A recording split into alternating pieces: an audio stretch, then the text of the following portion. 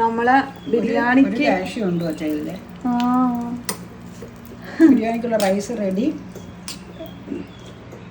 കിസ്മിസ് വഴറ്റണം, cashew ഇതേ വഴറ്റി വെച്ചേക്കണം.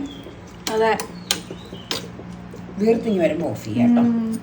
ക്യാഷ്യൂ ആദ്യം നമ്മൾ വഴറ്റും, കാരണം എന്താണെന്ന് വെച്ച് കഴിഞ്ഞാൽ അതിനാണ് ടൈം കൂടുതൽ എടുക്കണേ. അതൊരു ഗോൾഡൻ കളർ ആവുമ്പോൾ നമ്മൾ എടുക്കുകയും ചെയ്യും. പിന്നെ അതിന് ശേഷം വലിയ പാത്രമാണെങ്കിൽ അത് 3/4 ആവുമ്പോൾ ഇതങ്ങ് ഇട്ടാൽ മതി. ചെറിയ തവ എടുത്തോണ്ട്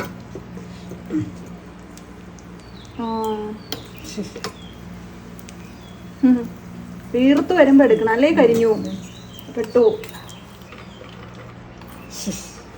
നല്ലതല്ലേ?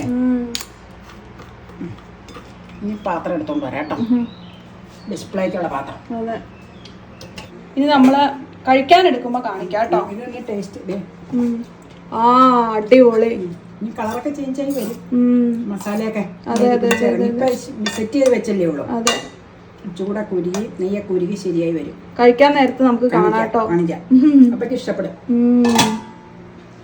ഞാൻ സ്റ്റീൽ പ്ലേറ്റ് എടുത്തത്, നീ എല്ലാം കുപ്പി എടുത്ത് കഴുകണ്ടല്ലോ എന്ന് ഓർത്താട്ടോ. അപ്പൊ എനിക്ക് ലെഗ് വേണ്ട, ഞാൻ പറയാറുണ്ടല്ലോ. അതുകൊണ്ട് ഞാൻ റൈസ് എടുക്കണം. ലെഗിന്റെ ചിക്കന്റെ ഒക്കെ ഇത് കിടന്ന് വെന്തത് കൊണ്ട് അതിന്റെ ടേസ്റ്റ് വന്നോളൂ. പിന്നെ വേറെ വിഷയമില്ല. അപ്പയ്ക്ക് വേണമെങ്കിൽ കുറച്ചുകൂടെ കൊടുക്കാൻ ചോദിച്ചു നോക്കാം.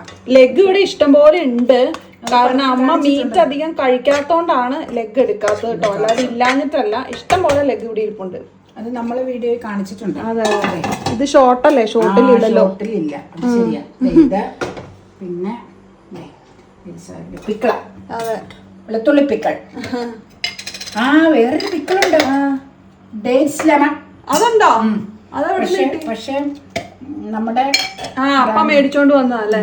പക്ഷെ ഇത് തെറ്റില്ലെന്നുള്ളൂ, അത്രയ്ക്ക് ടേസ്റ്റ് പോരാ. വളരെ എളുപ്പത്തിലുണ്ടാക്കിയ ചിക്കൻ ലെഗ് കൊണ്ടുള്ള ഈ ബിരിയാണിയുടെ റെസിപ്പി കാണണ്ടേ?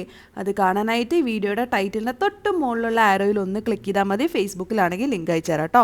പെട്ടെന്നൊക്കെ നമുക്ക് അധികം സമയമൊന്നും പാഴാക്കാതെ വേഗം ഉണ്ടാക്കാൻ പറ്റുന്ന ഒരു ബിരിയാണിയാണിത്.